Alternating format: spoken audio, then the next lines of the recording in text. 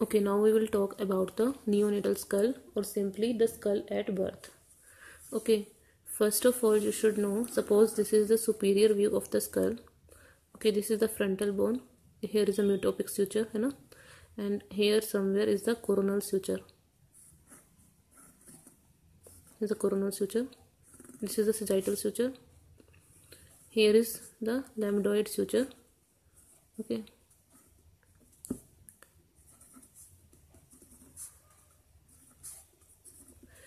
Basically, in the fetus, we know that first of all you should know that the fetal skull,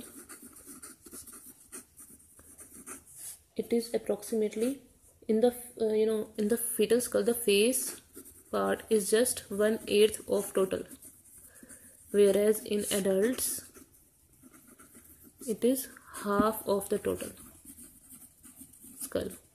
Okay, and second thing which you should know is that why this this facial skeleton is small, because nothing has developed, you know. Mandible has not developed, maxilla is also properly not developed, although maxillary sinuses are present at birth. You should know that all paranasal sinuses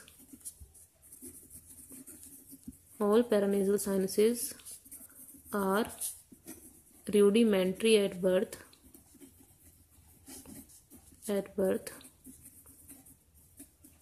except maxillary sinus. Okay, anyways, now see, teeth have not erupted properly, you know, teeth have not erupted, so all these things. And देखो, see, one difference is that face is 1/8 of total. Second difference is that we know in the adults the skull bones, they are bilaminar. We know that there is an outer table and one is inner table, out of which the outer table is thicker, whereas the inner table is thinner and more brittle. But there is diploic bone in between. But in the case of neonatal skull, it is unilaminar and there are no diploid. ठीक है? Okay, and you should know that in the fetal skull, the frontal eminence and the parietal eminence, they are very much prominent.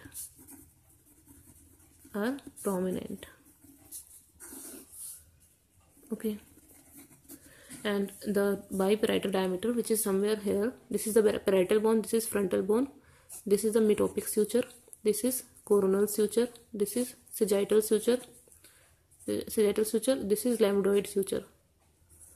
Okay, so in the parietal bone there are two tuberosities here, which is called as parietal eminence or parietal tuberosity. This is the biparietal diameter. It is the, you know, it is the largest diameter. The greatest width is in the biparietal diameter. Okay, and you should know that in the fetal skull or the neonatal skull, your glabella has not developed. There are no superciliary arches. Okay, neither there is mastoid process. Mastoid antrum is present at birth, but not the mastoid process. These all are not developed at birth. Okay, and we know that now we will see about the fontanelle. As you can see, basically, as you can see in this image, what are the fontanella? Fontanella are the membranes which have not ossified. Okay, you can remember it at the angles of parietal bone. This is parietal bone. Okay, so this is your anterior fontanella, this is posterior fontanella, these two are anterolateral or the sphenoidal fontanella, these are posterolateral or the mastoidal fontanella. Okay, so you should know that this anterior fontanelle, it is the largest fontanella. Anterior fontanella is largest, Okay, and it is rhomboid or diamond shaped.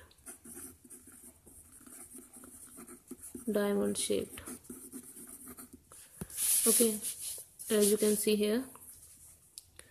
Okay, and it is approximately 4 centimeter in length and 2.5 centimeter in width. Its length is 4 centimeter, width is 2.5 centimeter. Okay. Acha. In this case, one more thing, anterior fontanella, this one, these close in the last, that is approximately at 18 to 24 months of age, but mostly at 18 months of age. Okay. Acha. And these second is your posterior fontanella. Okay. Posterior fontanella, these are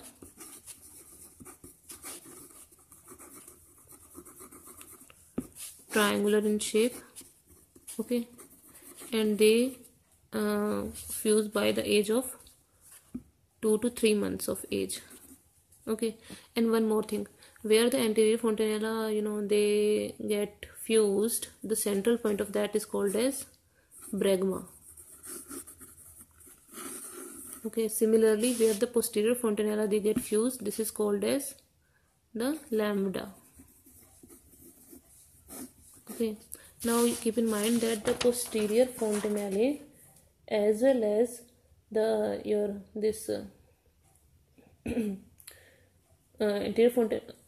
posterior fontanella as well as the this anterolateral fontanella, that is the sphenoidal fontanella, both of these fuse at 2 to 3 months of age.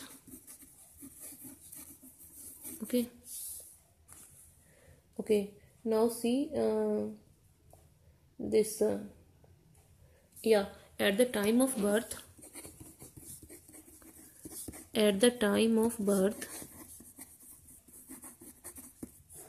following are of adult size. You can remember it by the name mnemonic of mite. M for mastoid antrum, I for inner ear, T for tympanic cavity, and E for ear ossicles. Keep in mind that mastoid antrum is developed at birth, but the mastoid process has not developed and neither it is pneumatized, that is ear cells also have not developed. Okay, one more thing, at the time of birth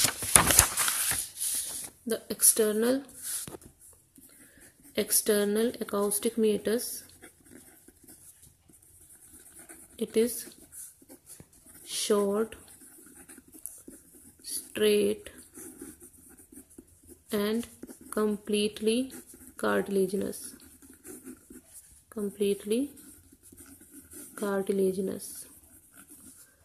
Okay, and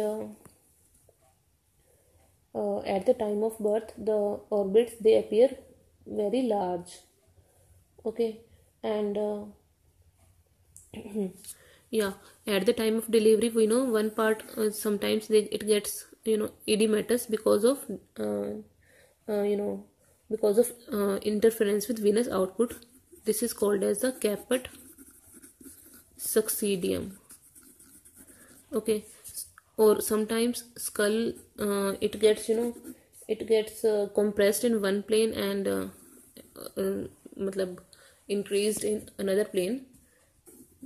Normally during birth it gets normal within first week after birth, so there is no need to worry if after normal delivery sometimes the skull is not in a proper not of proper size, exception within physiological range, like it is somewhat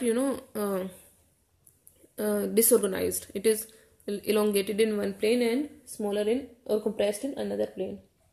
Okay, now you should know that within the fetal skull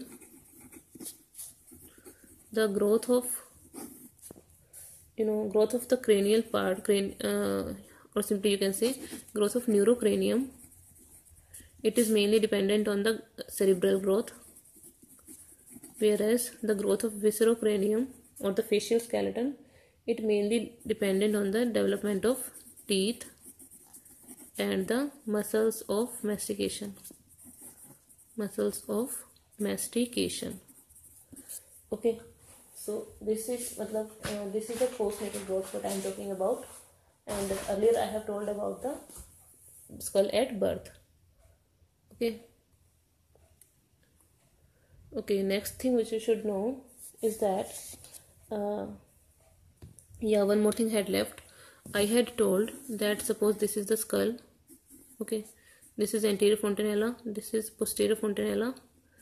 Okay, and this is the sphenoidal fontanella, and this is mastoid fontanellae.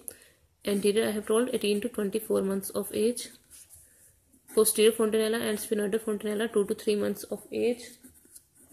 Okay, and this mastoid fontanella, they fuse by the age of first year. Okay, by the end of first year. And mastoid process, I have told that mastoid antrum is fully developed at birth, but mastoid process, it develops in second year, and it gets pneumatized, or you can say simply it develops air cells at the age of 6 years. Okay.